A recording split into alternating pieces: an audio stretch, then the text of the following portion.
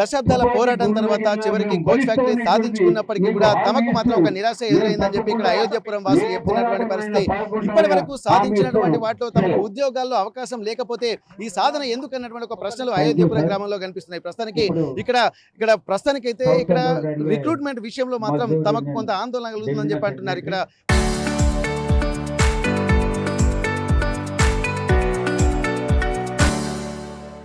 ప్రస్తుతానికైతే తమ ఉద్యోగాలు తమకు కావాలన్నటువంటి ఒక ఆలోచనతోటి పూర్తిగా కోచ్ ఫ్యాక్టరీలోనే కాకుండా ఇక్కడ రైల్వే మ్యానుఫ్యాక్చరింగ్ యూనిట్ లో కూడా ఉద్యోగాలతో పాటు ఇక్కడ రైల్వే డివిజన్ కూడా ఏర్పాటు చేయాలి కాజుపెట్టినని చెప్పి ఎప్పటి నుండో ఆందోళన కొనసాగుతున్నాయి. ప్రస్తుతానికి తాజాగా ఇక్కడ రైల్వే రిక్రూట్మెంట్స్ కు సంబంధించి కూడా ఒక ఆలోచనలు మొదలవుతున్నాయి.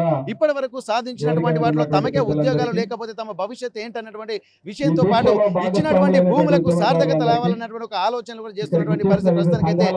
ప్రస్తుతానికి నరసింహరావు గారు ఒకసారి జేఏసీ చైర్మన్ గారు ప్రస్తుతానికి వాళ్ళ ఆలోచన విధానం ఎట్లా ఉంది సార్? నమస్తే సార్. ఇప్పటి వరకు మీ రైల్వే మ్యానుఫ్యాక్చరింగ్ యూనిట్ మొదలైంది, ఆ తర్వాత ఆ ఉద్యోగాల విషయంలోకి వచ్చేసరికి కూడా తమకే మనకు మొండి చేయటువంటి అవకాశం, ఎందుకంటే భూములు కోల్పోయిన తర్వాత కూడా తమ బతికే భవిష్యత్తు ప్రశ్నార్థకంగా మారేటువంటి ఆలోచనలు కనిపిస్తున్నాయి. కానీ దీన్ని ఎట్లా చూస్తున్నారు? మరి ఇక్కడ రైల్వే రిక్రూట్మెంట్ ఆర్ఆర్బి ద్వారా అలాగే ఆర్ఆర్సి ద్వారానే రిక్రూట్ చేసేటువంటి పరిస్థితులు కనిపిస్తున్నాయి సెంట్రల్ గవర్నమెంట్ కాబట్టి. మరి ఏం డిమాండ్ చేస్తున్నారు మీరు ఇక్కడ మన ఉద్యోగాల కోసం? చాలా సంతోషం, ఒక మంచి ప్రశ్న. ఎందుకంటే ఇవాళ ఈ యొక్క నిరసన దీక్ష చేయడానికి గల కారణాలు ఏంటంటే, ఏదైతే అయోధ్యపురం వాసులు వాళ్ళ భూములని ఒక పరిశ్రమకి ఇచ్చిండ్లో వాళ్ళు అమ్ముకోవడానికి వాళ్ళ కొడుకు పెళ్లికో బిడ్డ పెళ్లికి అమ్ముకోలే, వాళ్ళు ఊరి మీద ఏదో పిల్లగాడు చదువుకుపోతుంటే ఫీజులు లేవని నమ్ముకోలే. అలాంటి అయోధ్యపురం వాసులు రాజకీయ పార్టీల యొక్క మాటలు నమ్మి మీరు కనుక భూములు ఇస్తే ఆ భూముల్లో పట్ల మీకు ఉద్యోగ అవకాశం ఒక కుటుంబంలో ఇస్తామంటే వాళ్ళని నమ్మి మేము ఏమంటున్నాం అంటే, ఇప్పుడు 90% ఫ్యాక్టరీ దాదాపుగా పనులన్నీ పూర్తయిపోయినాయి, దగ్గరికి వస్తుంది. అన్ని రాజకీయ పార్టీలు ఏమంటున్నాయంటే, ఒక రాజకీయ పార్టీ ఏమో భూములు మేమే ఇచ్చినాం కదా అంటారు, ఇంకో రాజకీయ పార్టీ అంటుంది మేము అసలు కోచ్ ఫ్యాక్టరీ పైసలు ఎక్కడే నేను కదా వేసిందని ఒక పార్టీ అంటారు. అసలు వాళ్ళు కాదు ఈయన కదా రెండు పార్టీలను తయారు చేసింది అని ఇంకో పార్టీ అంటుంది. సంతోషం, మీ మూడు పార్టీలను అభినందిస్తున్నాం రైల్వే చేసి నుంచి. కానీ ఈ భూమి ఇచ్చినో ఫ్యాక్టరీ వేపించినో కానీ మరి ఉద్యోగం కూడా చేపిస్తే అయిపోతుంది కదా పిల్లలకు. మీరే ముగ్గురు కలిసి ఉద్యోగ కల్పన కూడా చేసేది ఉంటే ఈ నిరుద్యోగ నిరసన దినం ఎందుకు ఇక్కడ జరుగుతుంది అని మేము రైల్వే జేఏసీ నుంచి ప్రశ్నిస్తున్నాం. ముఖ్యంగా ఇవాళ ఏదైతే భూములు వాళ్ళు ఇచ్చిందంటే కేవలం వాళ్ళ కుటుంబాలు, ఆ కుటుంబాలు అక్కడ ఉద్యోగం కొరకు కాదు, దాదాపు 160 ఎకరాలు ఇచ్చిందంటే వాళ్ళు దాదాపు అయోధ్యపురం వాసులు ఒక 200 మంది ఉంటారు అందా ఊరు మొత్తం కలిస్తే. కానీ ఇక్కడ 2000 మంది నిండుతున్నారంటే అంటే దేశంలో ఉన్నటువంటి నిరుద్యోగ యువత కూడా మా భూముల మీద వచ్చి మీరు పని చేసుకోండి, మీ జీవితాలను నిలబెట్టుకోండి, మీ కుటుంబాలను సాధుకోవాలనేది ఎంత పెద్ద త్యాగమైన విషయం. అలాంటి త్యాగదనులను ఇలా ఎర్రటెండల వాళ్ళని వచ్చి కూర్చుండబెట్టే అవసరం రాజకీయ పార్టీలో కొద్దిగా పరిశీలించాలి. మీరు విమర్శించగా కాదు, మీరు ఒక విశ్లేషణ చేయండి వాళ్ళ జీవితాల పట్ల అని మేము తెలంగాణ రైల్వే జేఏసీ నుంచి కోరుతున్నాం.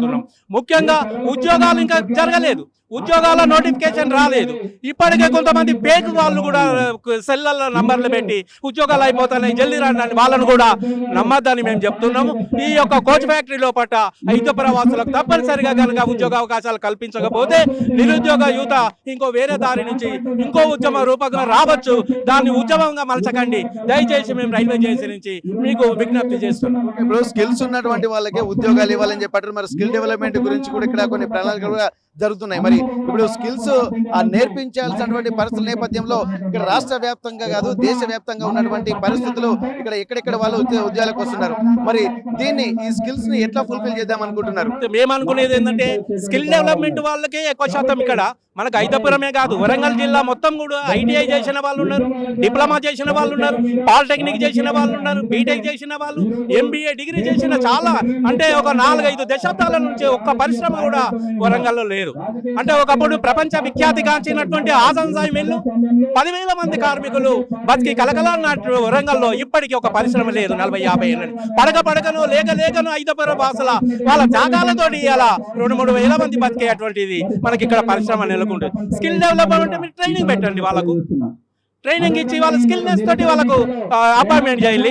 లేకపోతే మీకు స్కిల్నెస్ మొట్టమొదలు కావాలంటే మీరు నోటిఫికేషన్ ఏంటి స్కిల్ డెవలప్మెంట్ ఈ ఐటీఐ డిప్లొమా చేసిన వాళ్ళని తీసుకోండి, కానీ ప్రాంతీయ వాసులను తీసుకోండి.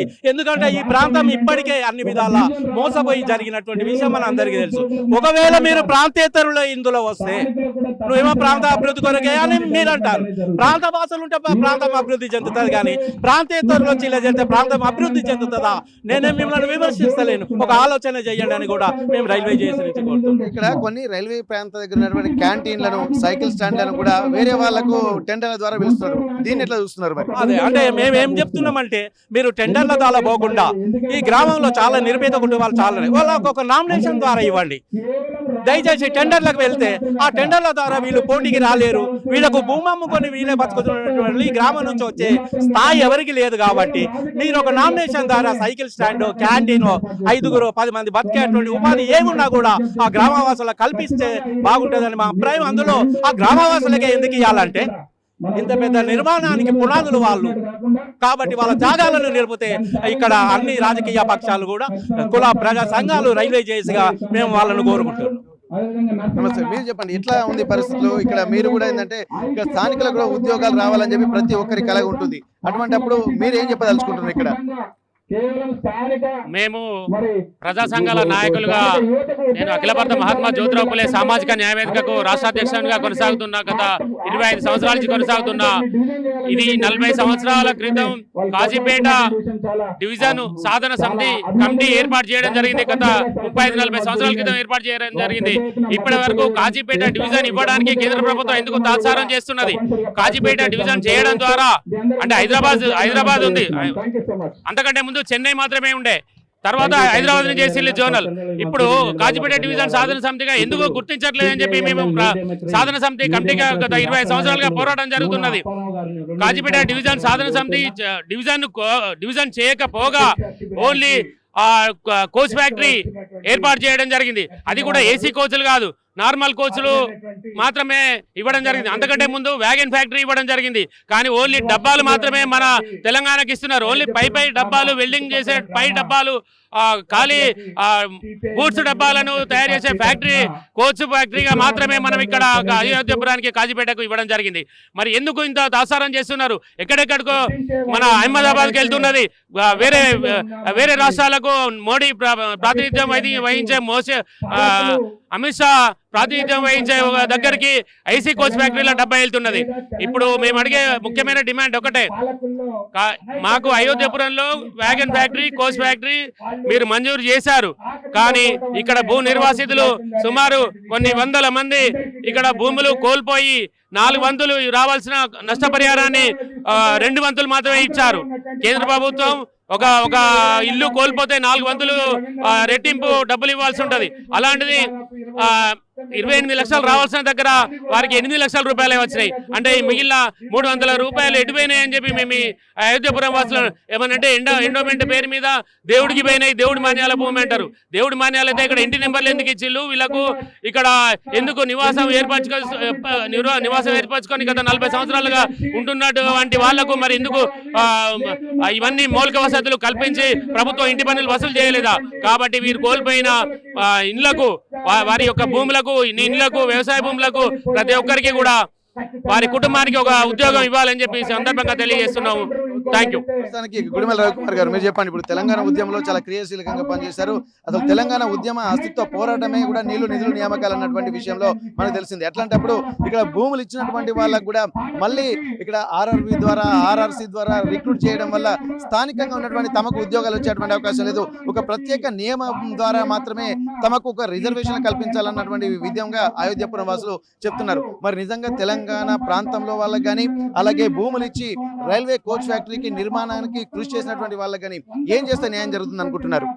నిజానికి అయోధ్యపురంలో నెలకొల్పుతున్నటువంటి రైల్వే మ్యానుఫ్యాక్చరింగ్ అండ్ కోచ్ ఫ్యాక్టరీకి సంబంధించినటువంటి నిర్మాణానికి భూములు ఇచ్చినటువంటి రైతులకు 2013 ల్యాండ్ అక్విజిషన్ యాక్ట్ ప్రకారంగా వాళ్లకు ఖచ్చితంగా ఉద్యోగాలు ఇవ్వాల్సినటువంటి అవసరం ఉంటుంది.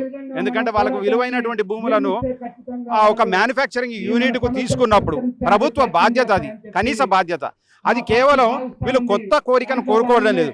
లాతూర్లో చేసిండ్రు, రాయబలిలో చేసిండ్రు, మిగతా చోట్ల ఈ ప్రక్రియను స్థానిక రిజర్వేషన్ పెట్టి అక్కడ ఉన్నటువంటి ప్రాంత వాసులకు ఇవ్వాల్సినటువంటి అవసరం ఉన్నది. ఇక్కడ రైల్వే మ్యానుఫ్యాక్చరింగ్ కోచ్ ఫ్యాక్టరీని పెడుతున్నప్పుడు ఇక్కడ ఉన్నటువంటి స్థానికులకు రిజర్వేషన్లు ఇవ్వకుండా, ఇక్కడ ఉన్నటువంటి స్థానికులను పొటెన్షియల్గా వాళ్ళని తయారు చేయకుండా మీరు సాధించగలిగింది ఏముంటుంది? కాబట్టి ఇది చట్టపరంగా ఇది వ్యతిరేకమైనటువంటి చర్య.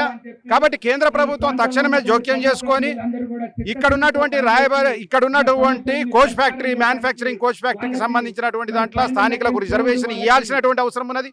ఆ రిజర్వేషన్ ఇచ్చే వరకు తెలంగాణ న్యాయవాదుల సంఘం పక్షాన రైల్వే జాక్ నిర్వహిస్తున్నటువంటి ఈ కార్యక్రమానికి సంపూర్ణమైనటువంటి మద్దతు ప్రకటిస్తూ వాళ్ళు చేసే ఏ ఉద్యమానికైనా మా సంపూర్ణ సహకారాన్ని అందిస్తామని చెప్పి తెలియజేస్తూ ఈ ఉద్యమాన్ని మరింత ఉధృతం చేస్తామని కూడా తెలియజేస్తాను. ఖచ్చితంగా చివరి వరకు కాజీపేట ప్రాంతమే కాదు, ఇది మొత్తం యావత్ వరంగల్ జిల్లాకు ఒక ఇండస్ట్రియల్ జోన్ ఇది. కాబట్టి ఇక్కడ ఎంప్లాయ్మెంట్ లేకపోవడం మూలానే అనేకమైనటువంటి సమస్యలు తలెత్తుతున్నాయి. కాబట్టి ఖచ్చితంగా కేంద్ర రాష్ట్ర ప్రభుత్వాలు ఉమ్మడిగా ఈ చర్యను తీసుకోవాలని చెప్పేసి న్యాయవాదుల సంఘం పక్షాన విజ్ఞప్తి చేస్తాం.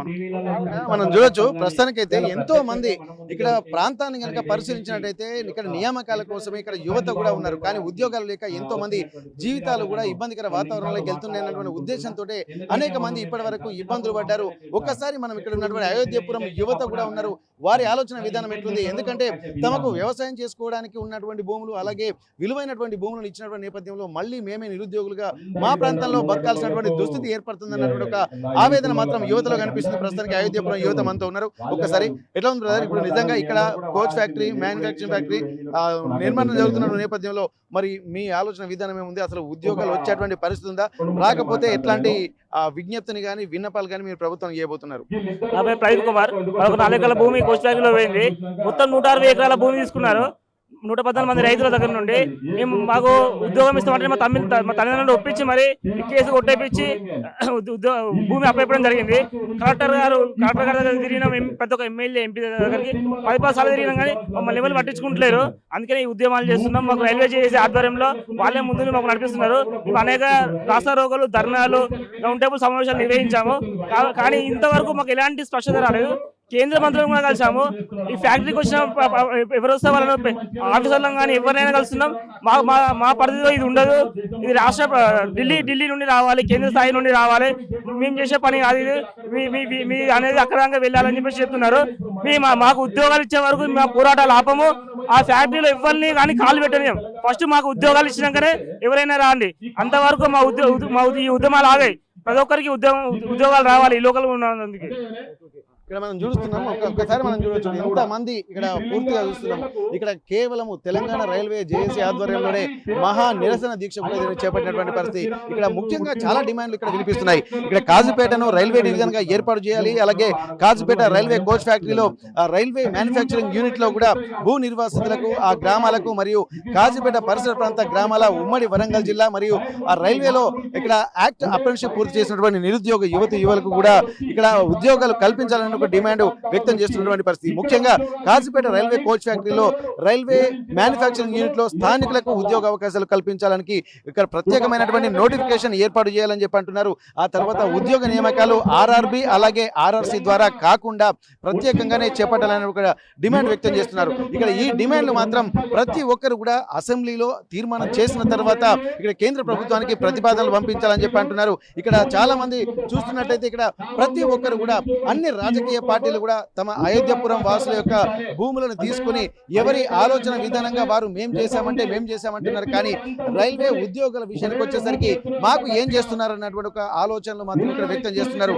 ముఖ్యంగా ఇక్కడ ఉన్నటువంటి భూములు ఇచ్చినటువంటి కుటుంబాలకు ఉద్యోగాలు ఇచ్చిన తర్వాత మాత్రమే మళ్ళీ ఇక్కడ రిక్రూట్మెంట్ ఆర్ఆర్బి ద్వారా, ఆర్ఆర్సి ద్వారా చేయాలన్న ఒక డిమాండ్ వ్యక్తం చేస్తున్నారు. ఒకవేళ లేకపోతే మాత్రం రాబోయే రోజుల్లో మాత్రం ఇక్కడ మాకు ఉద్యోగాలు ఇచ్చిన తర్వాత మాత్రమే రిక్రూట్ చేయాలి, లేకపోతే దాని పరిణామాలు తీవ్రంగా ఉంటాయి, ఒక్కరిని కూడా ఇక్కడ అడుగు పెట్టనివ్వమన్నటువంటి ఒక డిమాండ్ వ్యక్తం చేస్తున్నారు. ప్రస్తుతానికైతే ఇక్కడ రైల్వేకి సంబంధించినటువంటి జేఏసీ ద్వారా ఇక్కడ ఉద్యమం మాత్రం నడుస్తుంది. ఇది ప్రభుత్వం నుంచి ఒక స్పష్టత వచ్చేంత వరకు, అలాగే రాష్ట్ర కేంద్ర ప్రభుత్వాల నుంచి స్పష్టత వస్తే తప్ప తమ ఉద్యమాన్ని విరమించబోమన్నటువంటి ఒక ధీమా అలాగే ఒక కాన్ఫిడెన్స్ వ్యక్తం చేస్తున్నారు. ప్రభుత్వాలకు, కేంద్ర రాష్ట్ర ప్రభుత్వాలకు కూడా ముందు తమకు ఉపాధి అవకాశాలు కల్పించాలన్న ఒక విజ్ఞప్తిని కూడా చేస్తున్నటువంటి పరిస్థితి. కాజీపేట అయోధ్యపురం గ్రామం నుండి కెమెరా పర్సన్ వంశీతో వెంకటరత్నం, RTV వరంగల్.